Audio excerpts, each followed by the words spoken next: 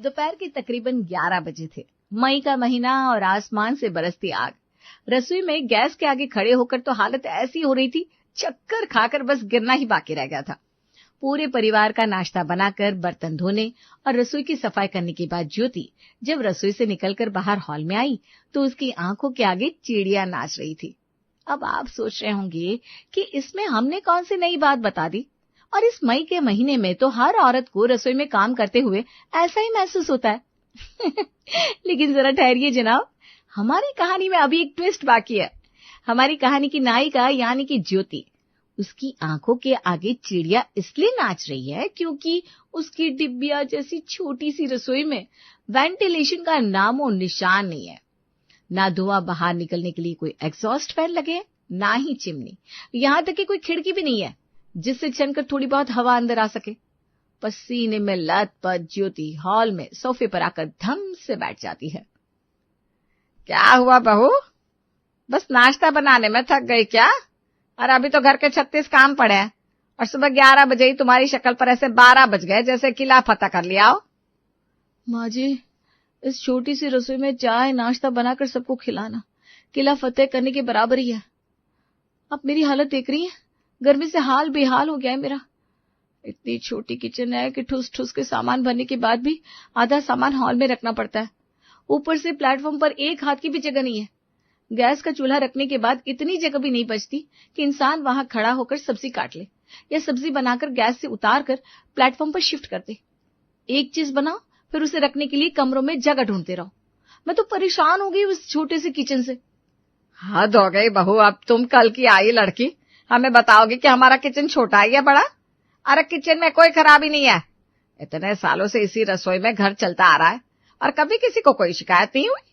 अपने ऊपर जरा ध्यान दो, गौर से कभी आईने में देखा है अपने आप को? किचन छोटी नहीं है, तुम मोटी हो इसलिए किचन छोटा दिखाई दे रहा है तुम्हें।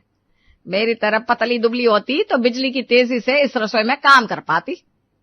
अब तुझे खुद ही एक कमरा भर की जगह चाहिए खड़े होने के लिए, तो किचन तो छोटी लगनी है।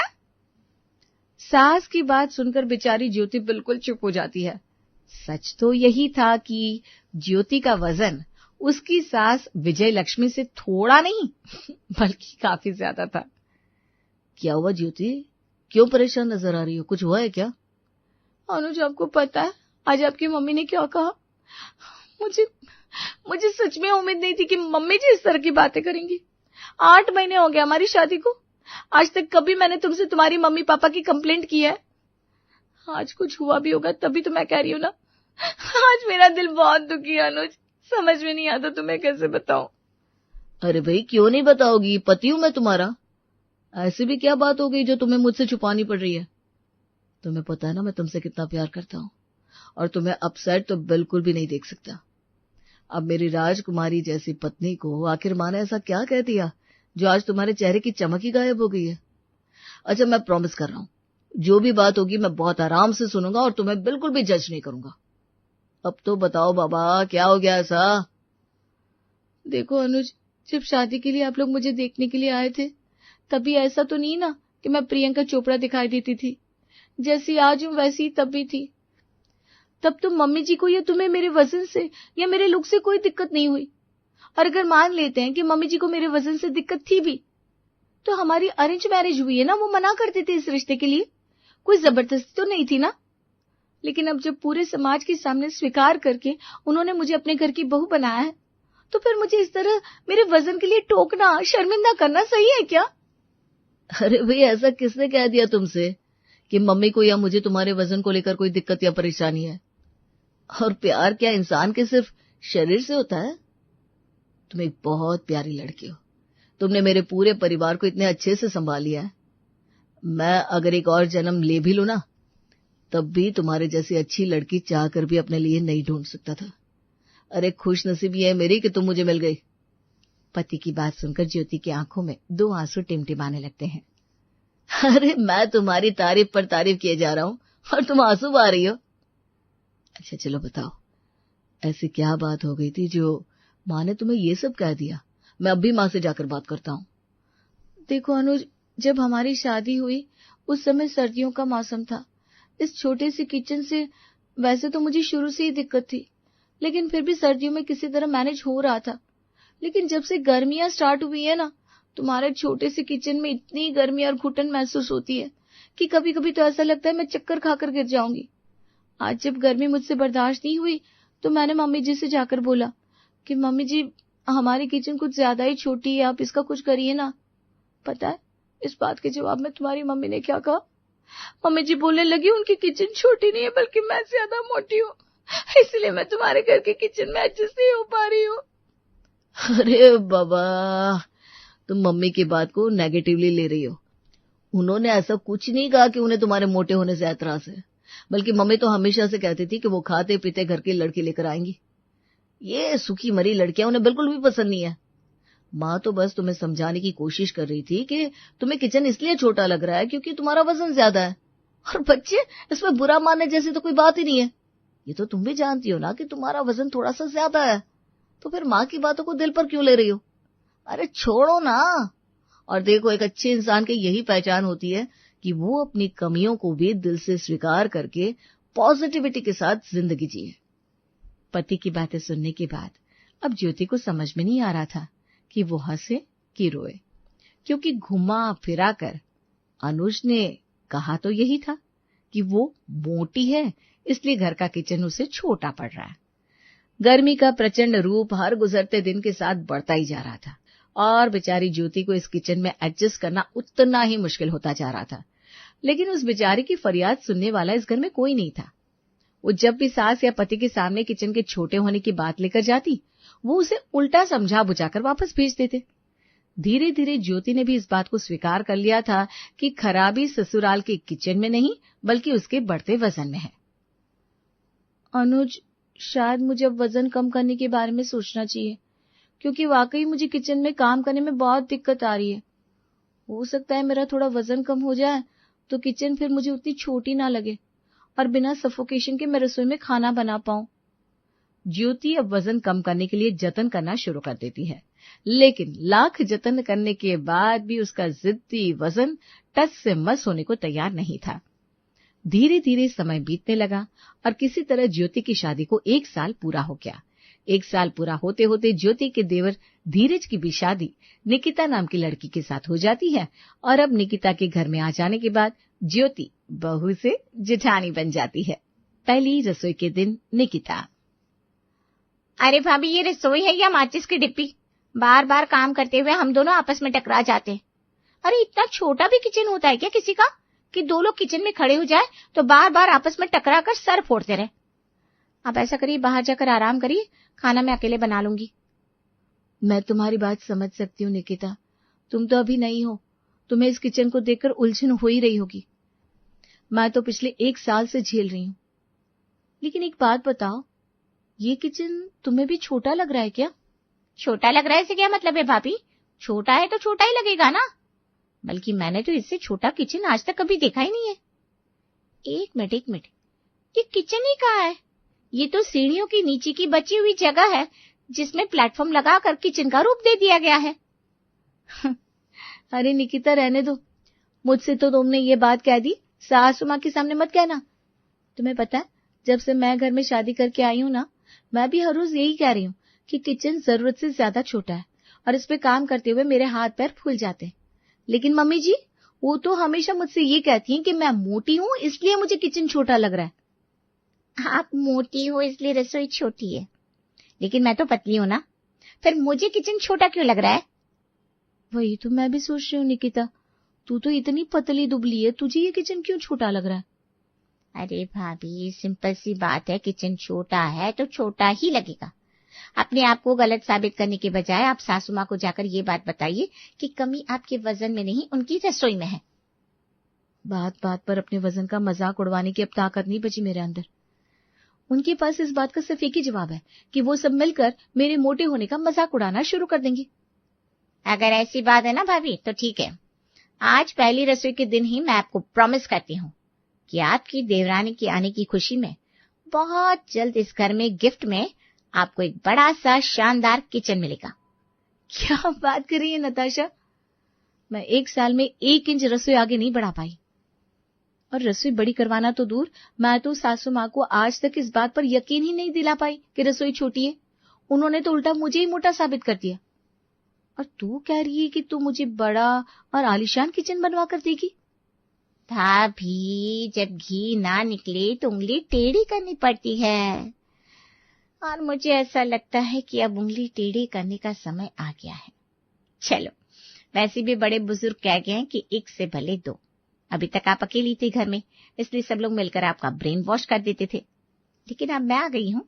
ज्यादा से ज्यादा क्या होगा, सब लोग यही कहेंगे ना, छोटी बहू बड़ी तेज है। कोई बात नहीं, आपके लिए ये कलंक भी अपने माथे पर हंसते हंसते सह लूंगी मैं। 2 दिन बाद। अरे बड़ी बहू, अपनी सहेलियों को छोटी बहू के मुंह दिखाए के लिए बुलाया है मैंने। देखो, कोई गड़बड़ नहीं होनी चाहिए। तुम बड़ी हो, जिम्मेदारी सारी तुम्हारी रहेगी।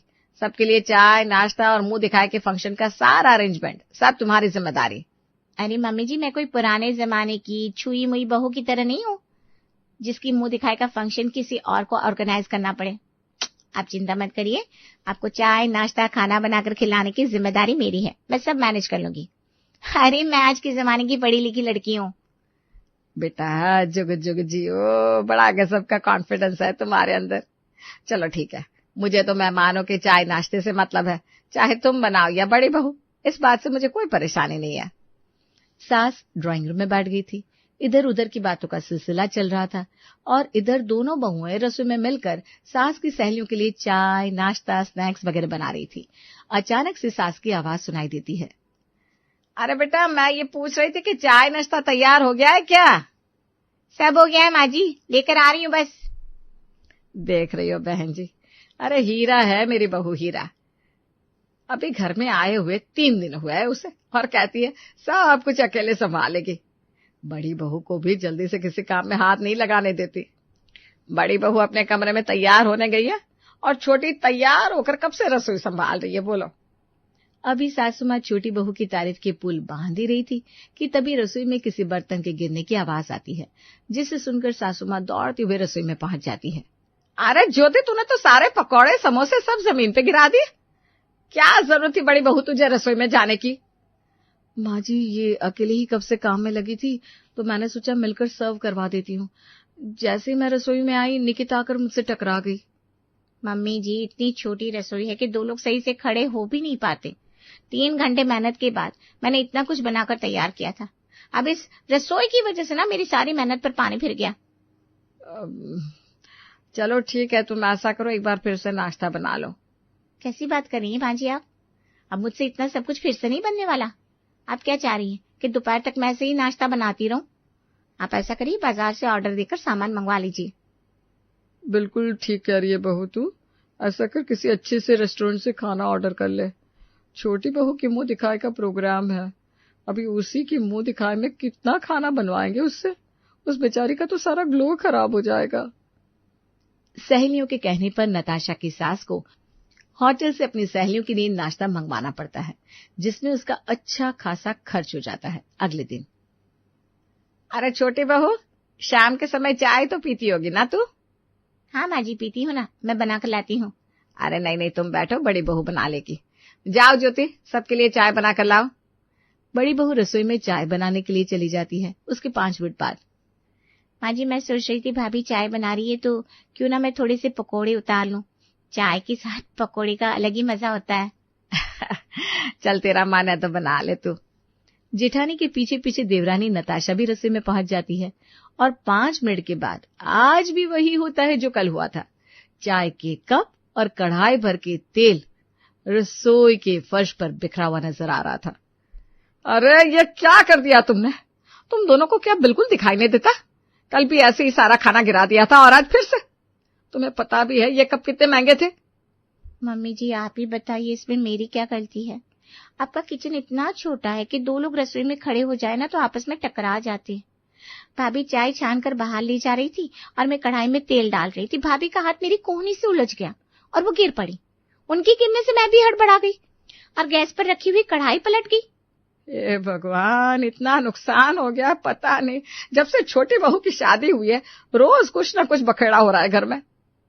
अरे मम्मी, आपको कप और तेल की पड़ी हुई है, एक बार भी आपने पूछा कि गरम गरम तेल रसोई में बिखर गया, निकिता या भाभी को चोट तो नहीं लगी? पति की बात सुनकर निकिता जोर जोर से रोने लगती है। हे राम, मैं मर गई, बहुत दर्द हो रहा है। अरे माँ, गरम गरम तेल मेरे पैर पर गिर गया। सब इस डिब्बे जैसी रसोई की वजह से हो रहा है। मैं बोल रही हूँ, अगर आप लोगों ने ये रसोई बड़ी नहीं करवाई ना, तो मैं इस घर में नहीं रहने वाली। मैं जा रही हूँ अपने मायके।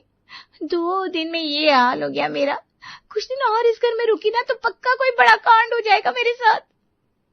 मम्मी बिल्कुल ठीक कह रही है निकिता। आज तक तो आप ज्योति की बात को ये कहकर टाल देती थी कि वो मोटी है, इसलिए उसे रसोई छोटी पड़ रही है। अब निकिता की बातों का क्या जवाब है आपके पास? अरे अब बस भी करिए, कब तक किराए के लालच में स्टोर रूम का रसोई बनवाकर इस्तेमाल करवाती रहेंगी?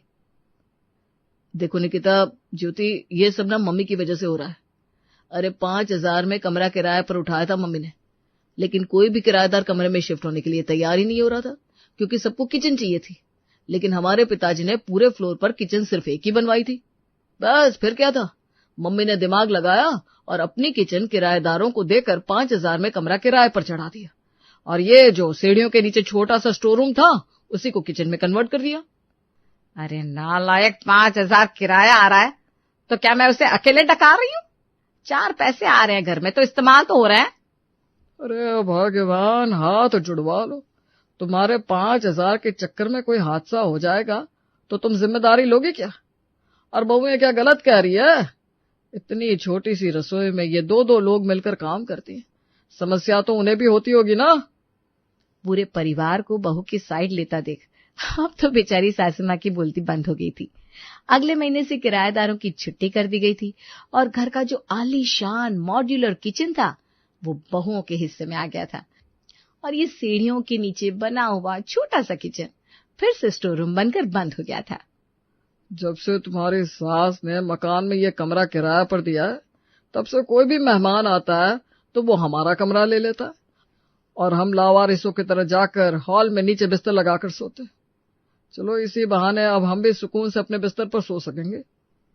तो भैया हुआ यूं कि कहानी की शुरुआत में जो मोटी बहू की छोटी रसोई थी, अब छोटी बहू की बड़ी रसोई में तब्दील हो चुकी थी। बात आई समझ में या फिर चलिए छोड़िए जनाब, इन बातों में वैसे भी रखा क्या है। ऐसे और वीडियोस देखने के लिए चैनल को लाइक करें, कमेंट करें, सब्सक्राइब करें और बेल आइकन को दबाना ना भूलिए।